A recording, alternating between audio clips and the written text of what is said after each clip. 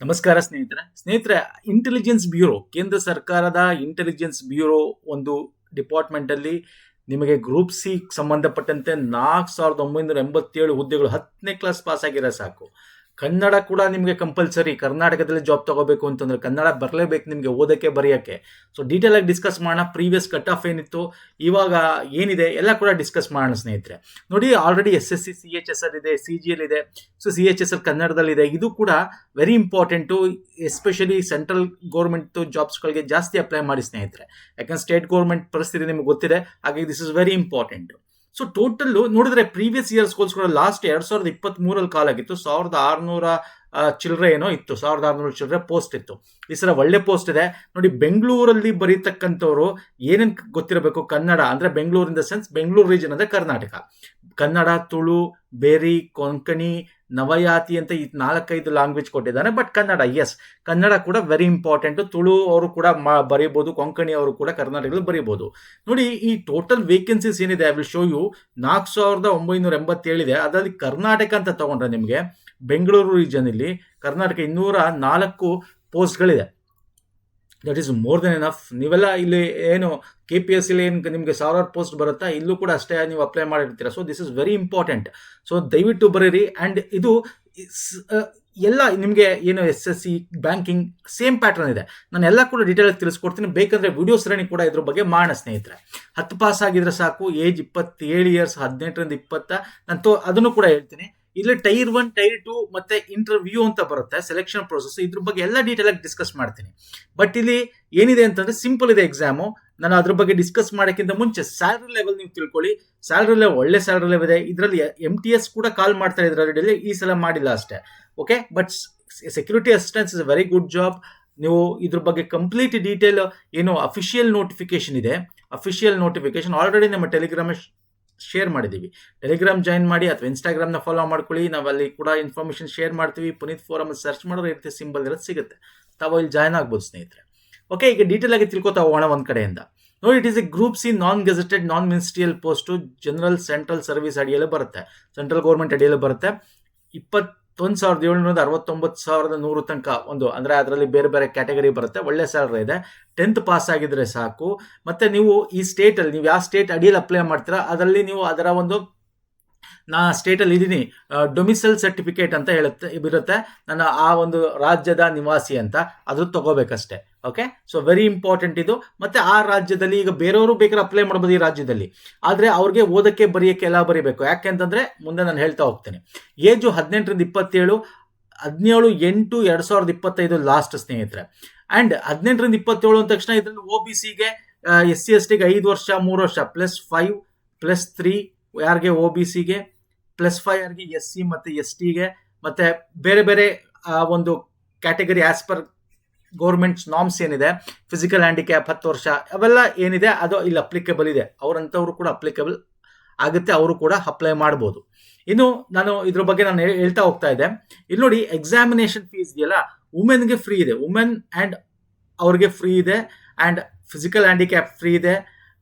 General category ಅಲ್ಲಿ ಏನಿರ್ತಾರಲ್ಲ ಅವರು 550 ರೂಪಾಯಿ ಕಟ್ಟಬೇಕು. ಎಕ್ಸೆಪ್ಟ್ ಮೇಲ್ ಕ್ಯಾಂಡಿಡೇಟ್ಸ್ ಆಫ್, ಅಂದರೆ ಇಲ್ಲಿ ಕನ್ಫ್ಯೂಸ್ ಮಾಡ್ಕೋಬೇಡಿ, ಈ ಮೇಲ್ candidates of general EWS OBC ಅವ್ರಿಗೆ 550 ಪ್ಲಸ್ ಎಕ್ಸಾಮಿನೇಷನ್ ಫೀ 100, ಒಟ್ಟು 650 ಕಟ್ಟಬೇಕಾಗತ್ತೆ. ಅದರ್ ದೆನ್ ದಿಸ್ ಅಂದ್ರೆ ಯಾರು? SC ST ಫ್ರೀ ಇದೆ. ಅಂದ್ರೆ SC STಗೆ 550 ಇದೆ. ಓಕೆ, SC STಗೆ 550 ಇದೆ ಇಲ್ಲಿ. ಅದು ಆಲ್ ಕ್ಯಾಂಡಿಡೇಟ್ಸ್ಗೆ. ವುಮೆನ್ಗೆ ಒಂದ್ಸಲ ಚೆಕ್ ಮಾಡಿ, ಫ್ರೀ ಇದ್ರೂ ಇರಬೇಕು. ಯೂಶಲಿ ವುಮೆನ್ಗೆ ಸೆಂಟ್ರಲ್ ಗೌರ್ಮೆಂಟ್ ಜಾಬ್ಗಳಲ್ಲಿ UPSC ಈ ಥರದೆಲ್ಲ ಅಪ್ಲಿಕೇಶನ್ ಫೀಸ್ ಕಮ್ಮಿ 0 ಇಟ್ಟಿರ್ತಾನೆ. ಬಟ್ ಇಲ್ಲಿ ಸ್ಪೆಸಿಫಿಕ್ ಆಗಿ ಅವನು ಮೆನ್ಷನ್ ಮಾಡಿಲ್ಲ, ನೋಡೋಣ.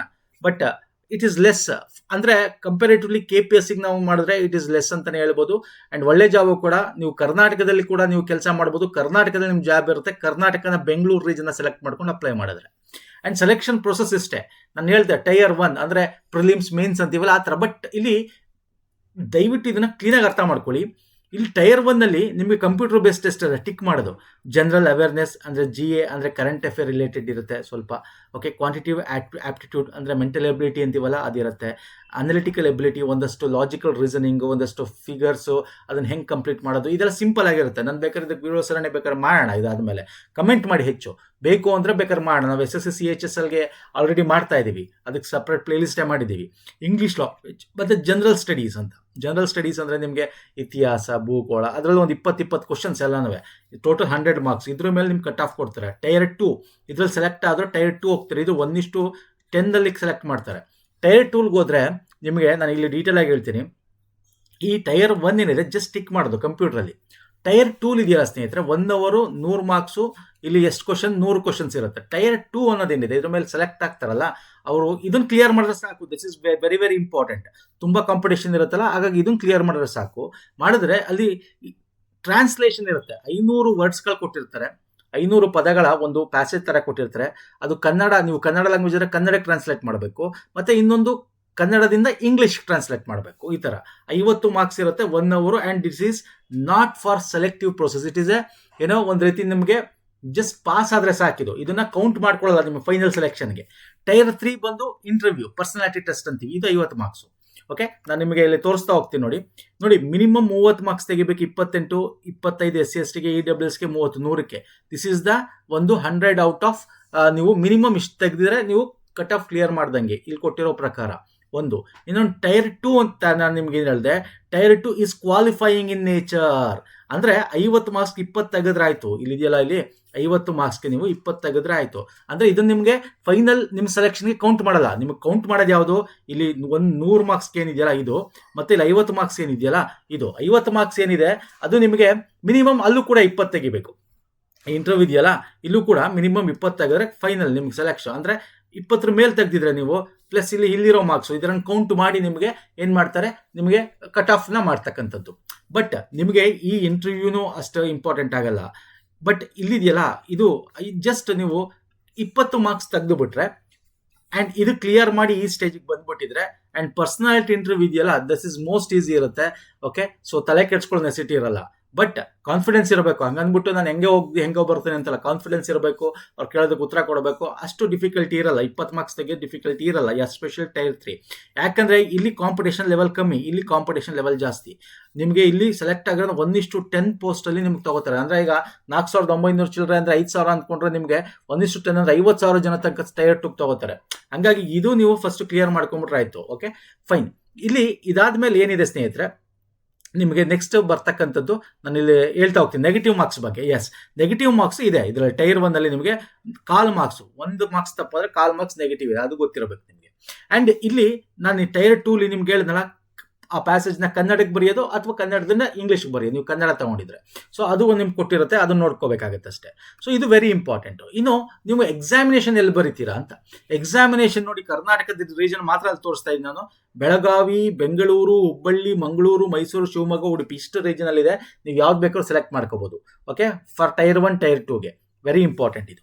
ಓಕೆ, ನೀವು ಯಾವ ಸೆಲೆಕ್ಷನ್ ನಿಮ್ಮ ನಿಯರ್ ಬೈ ಇದೆ ಅಥವಾ ಆ ಜಿಲ್ಲೆಯಲ್ಲಿ ಇದ್ರೆ ಅಲ್ಲಿ ಸೆಲೆಕ್ಟ್ ಮಾಡ್ಕೊಳ್ಳಿ. ಇನ್ನು ಕಟ್ ಆಫ್ ಬಗ್ಗೆ ಮಾತಾಡ್ತೀನಿ. ನೋಡಿ, ಕಟ್ ಆಫು ಎಷ್ಟು ಮಿನಿಮಮ್ ಕ್ವಾಲಿಫೈಯಿಂಗ್ ಕಟ್ ಆಫ್ ಏನು ಬೇರೆ ಬೇರೆ ಕ್ಯಾಟಗರಿಗೆ ಇತ್ತು ಅಂತ. ಪ್ರೀವಿಯಸ್ 2023 ಇದು 2023. Okay, 2023 100ಕ್ಕೆ 35, ex service UR 35, OBC 34, ಇದು 34, ಇದು ಮಿನಿಮಮ್ ಕ್ವಾಲಿಫಿಕೇಷನ್ ಮಾರ್ಕ್ಸ್ ಇತ್ತು ಇದು ಕಟ್ ಆಫ್ಗೆ. ಓಕೆ, ಸೊ ಹಾಗಾಗಿ ತುಂಬ ಮ್ಯಾಕ್ಸಿಮಮ್ ಏನಿದೆ ಫೈನಲ್ ಕಟ್ ಆಫು ಅದಿನ್ನೂ ನಮಗೆ ಆಫ್ಟರ್ ಇಂಟರ್ವ್ಯೂ ಅದಿಲ್ಲ. ಬಟ್ ಜಸ್ಟ್ ಫಾರ್ ರೆಫರೆನ್ಸ್ ಅಂತ ಅಂದ್ಕೊಳ್ಳಿ, ನೀವು ಒಳ್ಳೆ ಮಾರ್ಕ್ಸ್ನ ಸ್ಕೋರ್ ಮಾಡ್ಬೋದು ಇದರಲ್ಲಿ. ಓಕೆ, ಇದನ್ನು ನೀವು ಪ್ರೀವಿಯಸ್ ಇಯರ್ ಕ್ವಶನ್ ಪೇಪರ್ ಇದೆಯಲ್ಲ, ಅದನ್ನು ನೀವು ಅನಲೈಸ್ ಮಾಡಿದಾಗ ನಿಮ್ಗೆ ಗೊತ್ತಾಗುತ್ತೆ ಸ್ನೇಹಿತರೆ, ಹೆಂಗೆ ನಾವು ಇದನ್ನು ಕ್ವಾಲಿಫೈ ಮಾಡ್ಕೋಬೇಕು ಅಂತ. ಇನ್ನು ಸಿಲೆಬಸ್ಸು ಆ್ಯಸ್ ಪರ್ ನಮ್ಮ ಜನರಲ್ ಟಾಪಿಕ್ಸ್ ಇದೆ, ಇಲ್ಲಿ ಕೊಟ್ಟಿದ್ದೀನಿ. General IB assistant syllabus general awareness GAಗೆ ಏನೇನು ಕೇಳ್ತಾನೆ ನೋಡಿ. ಬುಕ್ಸ್ ಆ್ಯಂಡ್ ಆಥರ್ಸ್ ಬಗ್ಗೆ ಇಂಪಾರ್ಟೆಂಟ್ ಆಗಿ ನ್ಯೂಸ್, ಅನಿಮಲ್ಸ್ ಯಾವ್ದಾದ್ರು ಇದ್ರೆ, ಯಾವ್ದಾದ್ರು ಒಂದು ಸ್ಟ್ಯಾಟಿಕ್ ಕ್ವಶನ್ ಅಂತೀವಲ್ಲ, ಸ್ಟ್ಯಾಟಿಕ್ ಕರೆಂಟ್ ಅಫೇರ್ಸ್ ಅಂತೀವಲ್ಲ, ಅಂಥದ್ದು ಕೇಳ್ತಾನೆ. ಓಕೆ, ಅದು ಲ್ಯಾಂಗ್ವೇಜ್ ಬಗ್ಗೆ ಆಗಿರ್ಬೋದು, ಮ್ಯೂಸಿಕ್ ಬಗ್ಗೆ ಆಗಿರ್ಬೋದು, ಎನ್ವೈರನ್ಮೆಂಟ್ ಬಗ್ಗೆ ಆಗಿರ್ಬೋದು, ಮತ್ತು ಪ್ರೈಸಸ್ ಅವಾರ್ಡ್ಸ್ ಬಗ್ಗೆ ಆಗಿರ್ಬೋದು. ಈ ಥರ ಸಿಂಪಲ್ ಕ್ವಶನ್ಸ್ ಇರುತ್ತೆ. ಇಲ್ಲೆಲ್ಲ ನಾನು ಡೀಟೇಲ್ ಕೊಟ್ಟಿದ್ದೀನಿ, ಏನೇನು ಕೇಳ್ತಂತ ಬೇಕಾದ್ರೆ ನೋಡ್ಕೊಳ್ಳಿ, ಬೇಕಾದ್ರೆ ಸ್ಕ್ರೀನ್ಶಾಟ್ ತೆಗೆದಿಟ್ಕೊಳ್ಳಿ. ಕಂಪ್ಲೀಟ್ ಸಿಲೆಬಸ್ನ ಇಲ್ಲಿ ಕೊಟ್ಟಿದ್ದೀನಿ ಸ್ನೇಹಿತರೆ. ಇನ್ನು ಅದರಲ್ಲಿ ಕ್ವಾಂಟಿಟೇಟಿವ್ ಆಪ್ಟಿಟ್ಯೂಡ್ಸ್ ಆ್ಯಸ್ ಪರ್ ನಮ್ಮ ಒಂದು ಬ್ಯಾಂಕಿಂಗ್ SSC ಆಲ್ರೆಡಿ ಮಾಡ್ತಾ ಇದೀವಲ್ಲ ಏನಿದೆ ಸೇಮ್ ಇದಿರುತ್ತೆ, ಬಟ್ ಅಷ್ಟು ಡಿಫಿಕಲ್ಟಿ ಲೆವೆಲ್ ಅಷ್ಟಿರಲ್ಲ ಇದರಲ್ಲಿ, ಅದಕ್ಕಿಂತ ಕಮ್ಮಿ ಇರುತ್ತೆ. ಓಕೆ, ಡಿಫಿಕಲ್ಟಿ ಲೆವೆಲ್ ಕಮ್ಮಿ ಇರುತ್ತೆ.